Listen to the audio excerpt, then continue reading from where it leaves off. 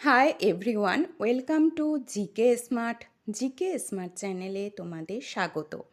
WBSSC group C and group D GK GS class number 42। নতুন syllabus অনুযায়ী 20টি করে কমনযোগ্য প্রশ্ন উত্তর নিয়ে আজকের এই ক্লাসটি। এছাড়াও যে কোনো গভর্নমেন্ট জবের প্রিপারেশান তোমরা যারা নিচ্ছ এই ক্লাসটিকে একদমই মিস করো না। এবং আমি বলবো ক্লাসটি ভালো লেগে থাকলে একটি লাইক এবং চ্যানেলটি অবশ্যই তোমরা সাবস্ক্রাইব করে রাখবে এবং ক্লাসটি শুরু হওয়ার আগে বন্ধুদের কাছে ক্লাসটি শেয়ার করে দাও। এছাড়াও এই 20টি প্রশ্ন উত্তর তোমাদের কার কেমন ভালো লাগছে কি কার কেমন লাগছে আমাকে অবশ্যই কমেন্টে জানাবে এবং 20 নাম্বারের মধ্যে কে কত স্কোর করছো সেটা কিন্তু আমাকে জানাতে ভুলো না। 20 নাম্বারে যে এক্সাম হবে তোমাদের জেনারেল অ্যাওয়ারনেস 20 নাম্বার আছে, সেহেতু আমি সেই কারণে 20টি করেই প্রশ্ন রাখার চেষ্টা করছি। সিলেবাসটা তোমরা দেখে নাও। সিলেবাসের উপর ভিত্তি করেই আমি কিন্তু প্রতিদিন 20টি করে প্রশ্ন রাখছি। প্রতিটি সিলেবাস থেকে অন্ততপক্ষে 1টি কি 2টি করে আমি প্রশ্ন রাখছি, যাতে তোমাদের এক্সামের প্যাটার্ন অনুযায়ী তোমাদের সুবিধা হয় এবং তোমরা প্রতিদিন একটি করে টেস্ট এর মাধ্যমে দিয়ে দিতে পারো যে 20 নাম্বারে কটি তোমরা সঠিক করছো আনসার। তো আজকের ক্লাসটি আমি শুরু করি। আজকের প্রথম প্রশ্ন কি আছে? কোন মুঘল সম্রাটকে জিন্দা পীর বলা হয়? Option A Akbar, option B Jahangir, option C Shah Jahan, নাকি অপশান ডি ঔরঙ্গজেব। কোন মুঘল সম্রাটকে জিন্দা পীর বলা হতো? সঠিক উত্তরটি হয়ে যাবে ঔরঙ্গজেব। পরবর্তী প্রশ্ন 2 নাম্বার। কালিদাস কার রাজসভায় ছিলেন? কালিদাস কার রাজসভায় ছিলেন? Option A Kanishka, option B Harshavardhana, option C Ashoka, নাকি অপশান ডি দ্বিতীয় চন্দ্রগুপ্ত। সঠিক উত্তর এখানে কি হয়ে যাবে? না, দ্বিতীয় চন্দ্রগুপ্ত। পরবর্তী প্রশ্ন 3 নাম্বার। কত সালে ভাস্কো দা গামা ভারতে পদার্পণ করেন? অপশান এ 1492 সালে, অপশান বি 1495 সালে, অপশান সি 1498 সালে, নাকি অপশান ডি 1499 সালে। কত সালে ভাস্কো দা গামা ভারতে পদার্পণ করেন?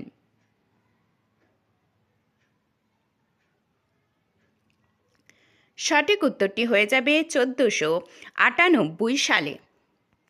পরবর্তী প্রশ্ন 4 নাম্বার। প্যারিস অলিম্পিকে কে প্রথম ভারতীয় হিসেবে একই সংস্করণে 2টি পদক জিতেছে? Option A Neeraj Chopra, option B Manu Bhaker, option C Lakshya Sen, নাকি অপশান ডি PV সিন্ধু।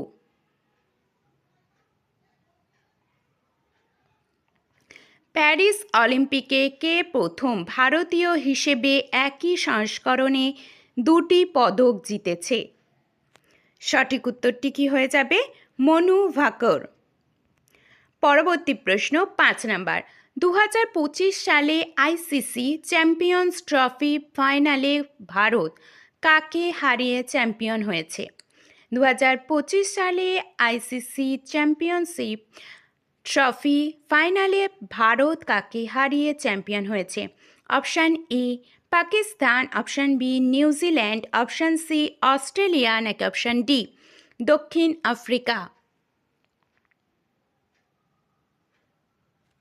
তো এখানে সঠিক উত্তরটি হয়ে যাবে নিউজিল্যান্ড। নিউজিল্যান্ডকে হারিয়ে ভারত ট্রফিটি অর্জন করেছে। পরবর্তী প্রশ্ন 6 নাম্বার। ভারতের কোন শহরকে ইউনেস্কো ওয়ার্ল্ড হেরিটেজ সিটির মর্যাদা দেওয়া হয়েছে? Option A Durgapur, option B Murshidabad, option C Kolkata, নাকি অপশান ডি শান্তিনিকেতন। ভারতের কোন শহরকে ইউনেস্কো ওয়ার্ল্ড হেরিটেজ সিটির মর্যাদা দেওয়া হয়েছে? সঠিক উত্তরটি এখানে কি হয়ে যাবে? না, শান্তিনিকেতন। পরবর্তী প্রশ্ন 7 নাম্বার। ভারতের প্রথম নিজস্ব তৈরি যুদ্ধ বিমানের নাম কি? Option A Akash, option B Tejas, option C BrahMos, নাকি অপশান ডি অগ্নি। ভারতের প্রথম নিজস্ব তৈরি যুদ্ধ বিমানের নাম কি? সঠিক উত্তরটি হয়ে যাবে তেজস। পরবর্তী প্রশ্ন ৮ নাম্বার। আরবিআই এর বর্তমান গভর্নর কে? Option A Shaktikanta Das, option B Sanjay Malhotra, option C Raghuram Rajan, নাকি option D Urjit R Patel. RBI এর বর্তমান গভর্নর কে? সঠিক উত্তরটি হয়ে যাবে সঞ্জয় মালহোত্রা। পরবর্তী প্রশ্ন ৯ নাম্বার।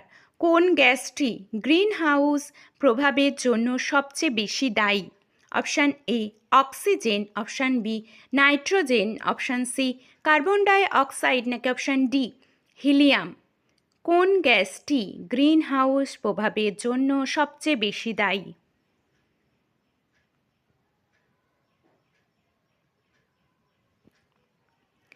সঠিক উত্তরটি হয়ে যাবে কার্বন ডাই অক্সাইড। পরবর্তী প্রশ্ন ১০ নাম্বার। ভারতীয় সংবিধানের কোন ধারায় নারী ও পুরুষের সমান কাজের জন্য সমান বেতন এর কথা বলা হয়েছে? অর্থাৎ equal pay for equal work.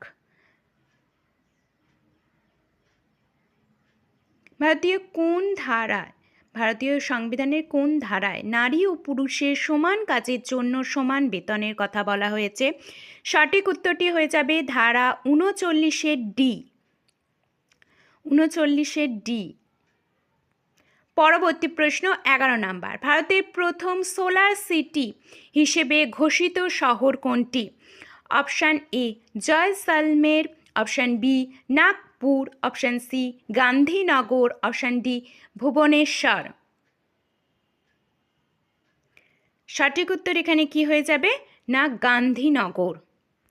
পরবর্তী প্রশ্ন। পশ্চিমবঙ্গের লক্ষ্মীর ভাণ্ডার প্রকল্পে বর্তমানে সাধারণ শ্রেণীর মহিলারা মাসে কত টাকা পান?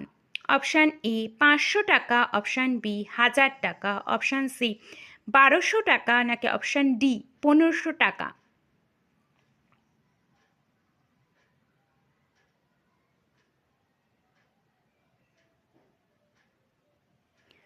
সঠিক উত্তরটি হয়ে যাবে ১০০০ টাকা।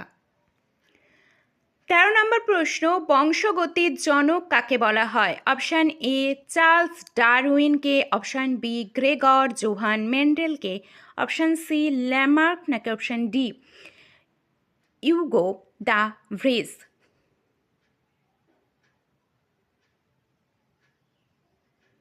সঠিক উত্তরটি হয়ে যাবে গ্রেগর জোহান মেন্ডেল। পরবর্তী প্রশ্ন ১৪ নাম্বার। বিশ্ব স্বাস্থ্য সংস্থা হু সদর দপ্তর কোথায়? Option A New York, option B Paris, option C Geneva, নাকি option D Rome.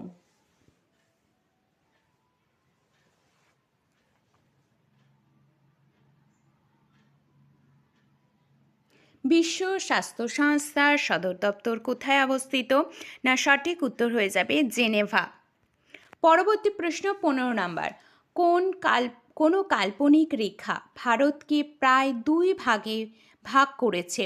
Option A নিরক্ষরেখা, option B কর্কট ক্রান্তি রেখা, অপশান সি মকর ক্রান্তি রেখা, নাকি অপশান ডি মূল মধ্যরেখা।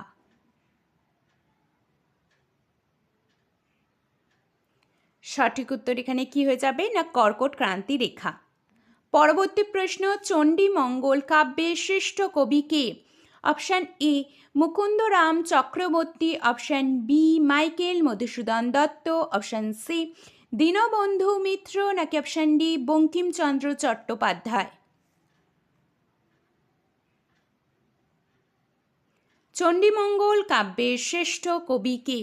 সঠিক উত্তরটি হয়ে যাবে মুকুন্দরাম চক্রবর্তী। পরবর্তী প্রশ্ন ১৭ নাম্বার। ভারতের প্রথম শিল্পনীতি কত সালে ঘোষিত হয়? অপশান এ ১৯৪৭ সালে, অপশান বি ১৯৪৮ সালে, অপশান সি ১৯৪৯ সালে, নাকি অপশান ডি ১৯৫০ সালে।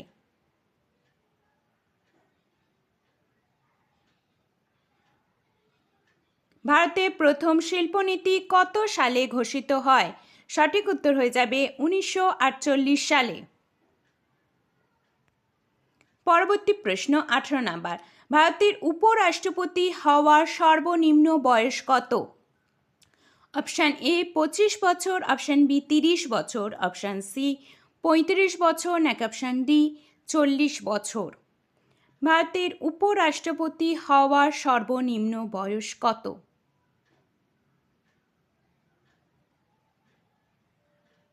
সঠিক উত্তর এখানে হয়ে যাবে 35 বছর। পরবর্তী প্রশ্ন, ডাটা প্রসেস করার পর প্রাপ্ত ফলাফল কি বলা হয়? ডাটা প্রসেস করার পর প্রাপ্ত ফলাফলকে কি বলা হয়? এখানে সঠিক উত্তরটি কি হয়ে যাবে? আউটপুট। পরবর্তী প্রশ্ন 20 নম্বর প্রশ্ন এবং আজকে শেষ প্রশ্ন, এনইপি 2020 পারক কি? পারক একটি বিদ্যালয়, নাকি একটি সফটওয়্যার, নাকি মূল্যায়ন কেন্দ্র, নাকি শিক্ষক পোর্টাল? এনইপি 2020 পারক কি? সঠিক উত্তর এখানে হয়ে যাবে মূল্যায়ন কেন্দ্র। তো আমি কালকে যে ক্লাসটি করিয়েছি তার মধ্যে একটি প্রশ্ন আমি একটু ভুল বলে ফেলেছি। মৌলিক অধিকার কোন দেশ থেকে নেওয়া হয়েছে? 4টে অপশান ছিল ব্রিটেন, আয়ারল্যান্ড, মার্কিন যুক্তরাষ্ট্র এবং কানাডা। আমি ভুলবশত সেখানে কানাডা বলে ফেলেছি, কিন্তু এখানে কানাডা সঠিক উত্তর হবে না, সঠিক উত্তর হয়ে যাবে মার্কিন যুক্তরাষ্ট্র। তোমরা যারা ক্লাসটি দেখেছো অবশ্যই এই অ্যান্সারটি ঠিক করে নেবে। তো আজকের ক্লাসটি তোমাদের কেমন লাগলো আমাকে অবশ্যই তোমরা কমেন্টে জানাবে, আর ভালো লেগে থাকলে একটি লাইক এবং সাবস্ক্রাইব করতে ভুলো না। তো আজকে এই পর্যন্ত, টাটা।